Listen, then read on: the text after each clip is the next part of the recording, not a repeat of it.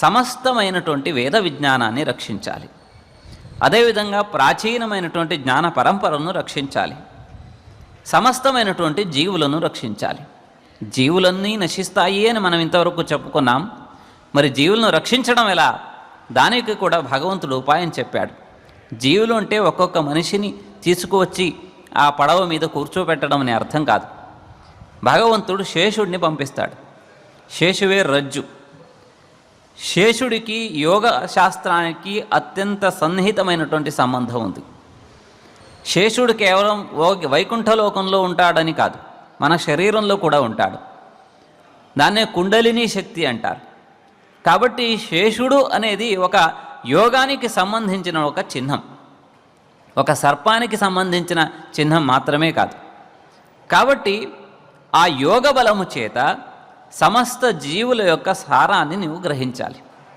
అక్కడ ప్రతి రకాలకు సంబంధించినటువంటి అందరినీ కూడా చాలా సూక్ష్మ రూపంలో ఒకచోట చేర్చేటువంటి ప్రక్రియ జరిగింది. అదేవిధంగా సమస్త జ్ఞానరాశులను కూడా సంగ్రహించే ప్రక్రియ జరిగింది.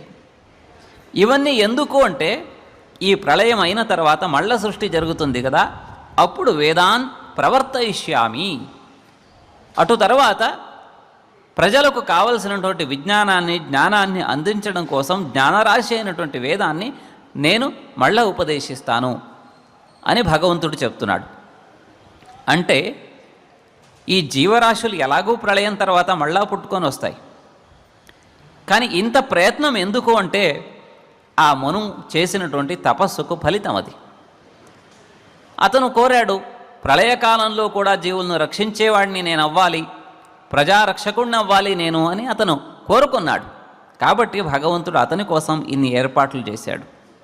అంతేగాని ప్రళయం వచ్చిన తర్వాత మళ్ళీ సృష్టి జరగదు, ఇవన్నీ జరగకపోతే అనే ఆంతర్యం కానీ తాత్పర్యం కానీ దీంట్లో లేదు. ఇదే సందర్భంలో అనేకమైనటువంటి విషయాల చర్చ జరిగింది. భగవంతుడు చెప్పినట్టుగానే అటువంటి దుర్భిక్షం వచ్చింది, ప్రళయం వచ్చింది.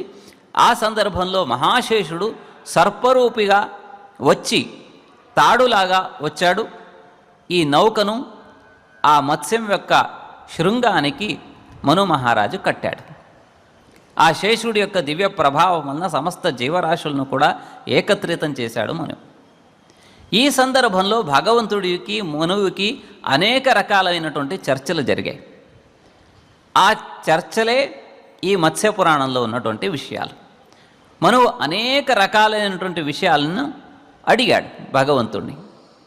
ఏమేం విషయాలు అడిగాడు అంటే, ఆ భగవంతుడు ఏ విషయాలను మనకు ఉపదేశించాడు ఈ మత్స్య పురాణంలో అనే విషయాన్ని ఒక్కసారి మనం తెలుసుకునే ప్రయత్నం చేద్దాం. మను మహారాజు సృష్టికి సంబంధించిన అనేక విషయాలను అడిగాడు. ఎందుకంటే సృష్టికి సంబంధించిన జ్ఞానం మనకు ఉండదు. కాబట్టి సృష్టి ఎలా జరుగుతుంది విస్తారంగా భగవంతుడు ఆ ప్రక్రియనంతా వివరించాడు.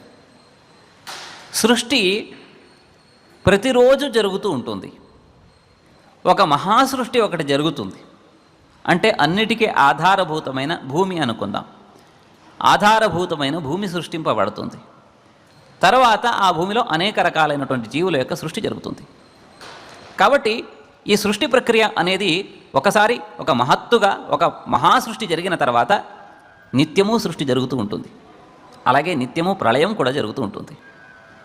అలాగే మను మహారాజు ప్రళయం గురించి కూడా అడిగాడు. ప్రళయం ఎలా జరుగుతుంది, లయం ఎలా జరుగుతుంది?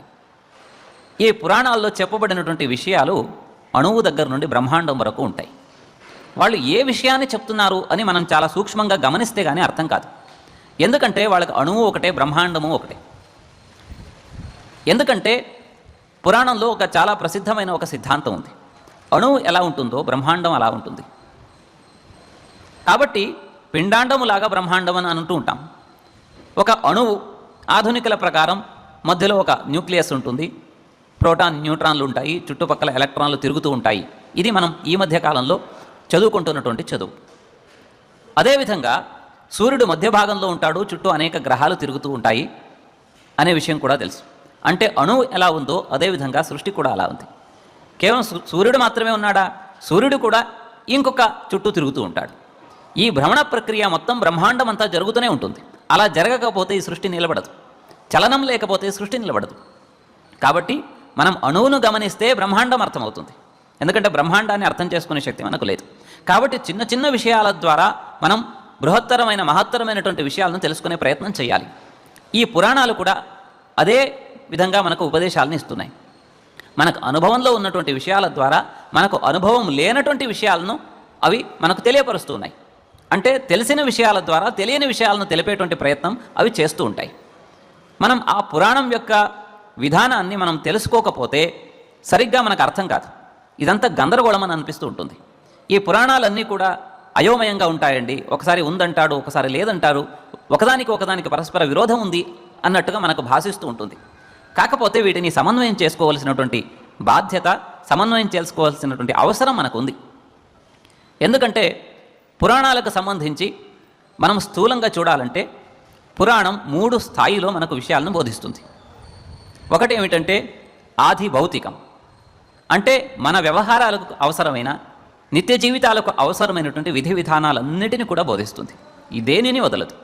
మనిషి యొక్క స్వభావం, మనస్సు, ఇంద్రియాలు, అవి పనిచేసేటువంటి తీరు, మనుషులు ఎన్ని రకాలు, ఎవరు ఎలా ప్రవర్తిస్తారు, వారి జీవిత కాలం ఎంత, జీవితం ఎలా నడుస్తుంది, కేవలం మనుషుల గురించే కాదు సమస్త జీవకోటి గురించి కూడా, ఈ భౌతికమైన అన్ని విషయాల గురించి కూడా చక్కగా ఉపదేశం చేస్తుంది. దీన్ని ఆది భౌతికం అన్నారు. రెండోది ఆది దైవికం.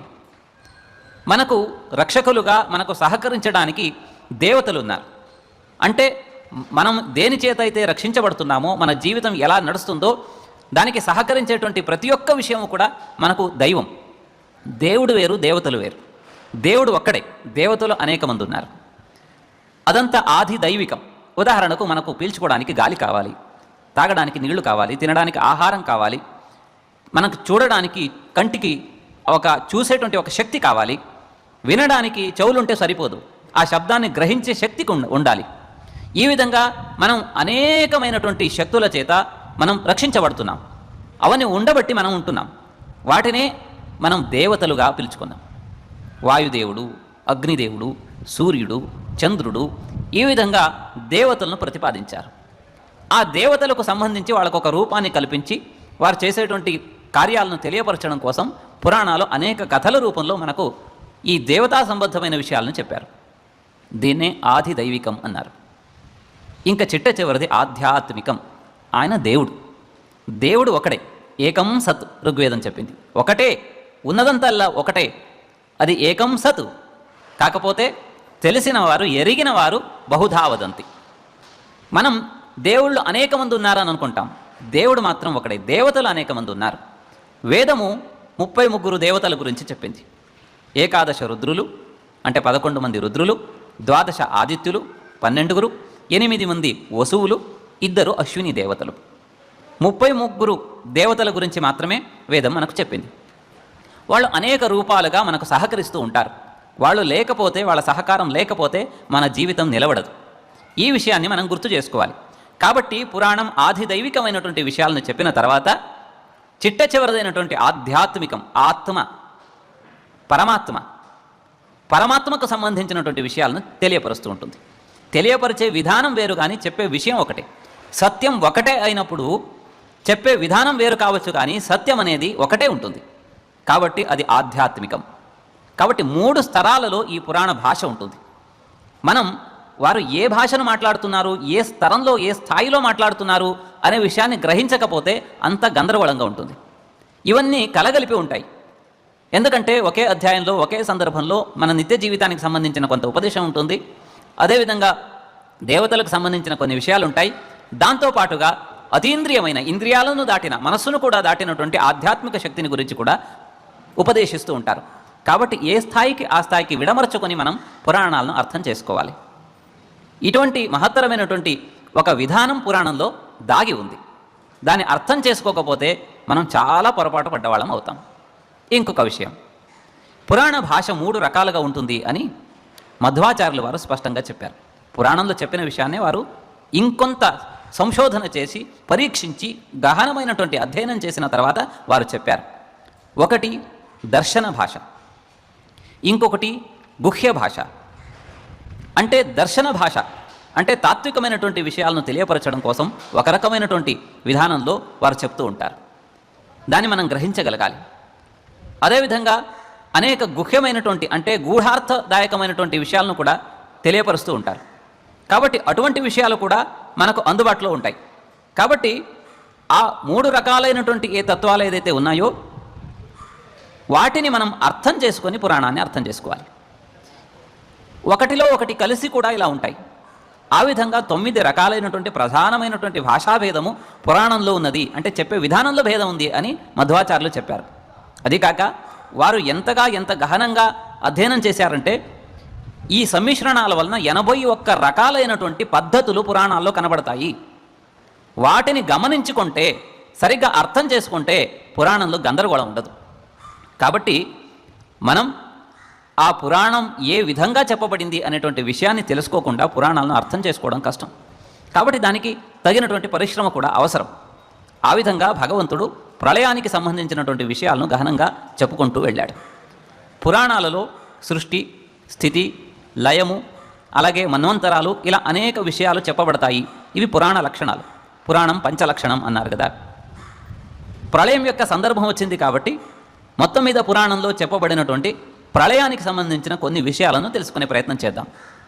చూడండి, ప్రతీది కూడా చిన్న స్థాయి నుండి బ్రహ్మాండం వరకు, అణువు నుండి బ్రహ్మాండం వరకు కూడా ప్రతి స్థాయిలోనూ జరుగుతూనే ఉంటాయి. ప్రళయం మన స్థాయిలో ఏమిటి ప్రళయం? మనకు ప్రతి క్షణం ప్రళయం ఉంది. మనకు ప్రతి క్షణం ప్రళయం ఎలా ఉంది? దానికి చిన్న ఉదాహరణ చెప్పారు. చూడండి, మనం రెప్పపాటు చేస్తూ ఉంటాం, అంటే కళ్ళు మూసి తెరుస్తూ ఉంటాం. అలా చేయకపోతే మనం ఉండలేం, చూడలేం. కాబట్టి మనం కళ్ళు మూస్తే ప్రళయం, అది కళ్ళు తెరస్తే సృష్టి. ఎలా? చూడండి, కళ్ళు మూసినప్పుడు మనకు ప్రపంచం లేదు, ప్రపంచం నశించదు. మన వరకు, మన దృష్టిలో, మన కోణం నుండి మనం చూసినప్పుడు కళ్ళు మూస్తే ప్రపంచం లేదు, అంధకారం, చీకటి. అదే కళ్ళు తెరిస్తే సృష్టి. ఇది చాలా సూక్ష్మమైన ప్రాథమికమైన సృష్టి స్థితి. అలాగే మన శరీరంలో కూడా అనేక అణువులు పుడుతూ ఉంటాయి, అనేక అణువులు నశిస్తూ ఉంటాయి. కొత్తవి పుట్టినప్పుడు మన శరీరం పెరుగుతూ ఉంటుంది, నశించడం ప్రారంభమైనప్పుడు శరీరం కూడా కుదించుకుంటూ ఉంటుంది, అంటే తగ్గిపోతూ ఉంటుంది. ఈ ప్రక్రియ నిరంతరంగా జరుగుతూ ఉంటుంది. కాబట్టి మన శరీరంలో కూడా సృష్టి స్థితి లయాలు ప్రతి క్షణం జరుగుతూ ఉంటాయి. ఇది క్షణం క్షణం ప్రపంచంలో జరిగేటువంటి సృష్టి స్థితులు. అలాగే రోజుకు ఒకసారి మనకు ప్రళయం ఉంది, రోజుకు ఒకసారి మనకు సృష్టి ఉంది. ఇదేమో క్షణం, అంటే చాలా చిన్న స్థాయిలో చెప్పినట్టుది మనం కళ్ళు మూయడం, కళ్ళు తెరవడం. రెండోది, ఒక రోజు స్థాయిలో తీసుకుంటే మనం నిద్రపోయామంటే గాఢమైనటువంటి నిద్రలో ప్రళయం. అక్కడ మనకి ఈ స్థూలమైన శరీరం మీద కూడా ధ్యాస ఉండదు. మనకు చెయ్యి ఉందా, కాలు ఉందా, ఏమీ తెలియదు. అది మహాప్రళయం.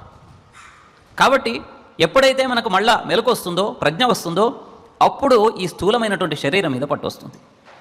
అంతవరకు రాదు. కాబట్టి మనకు ప్రతి క్షణము సృష్టి స్థితులు ఉన్నాయి, అదేవిధంగా ప్రతిరోజు కూడా ఉంది.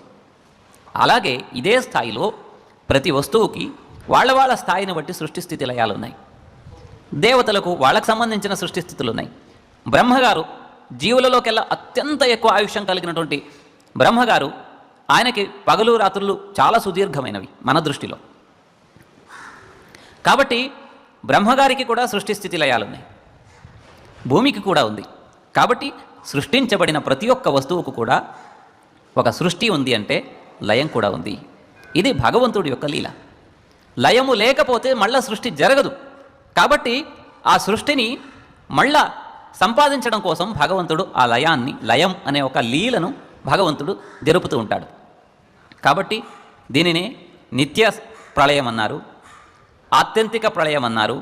ఈ విధంగా అనేక విధాలైనటువంటి ప్రళయ విధానాన్ని చెప్పారు. కాబట్టి ఆ భగవంతుడి యొక్క దివ్యమైనటువంటి ఆ లీలను అర్థం చేసుకుంటూ మనం మంగళ శ్లోకంతో ఈనాటి ప్రవచనాన్ని పూర్తి చేసుకుందాం. అథ క్షమాపణ ప్రార్థనా యదక్షరపదభ్రష్టం మాత్రాహీనం చ యద్భవేత్ తత్సర్వం క్షమ్యతాం దేవ నారాయణ నమోస్తుతే.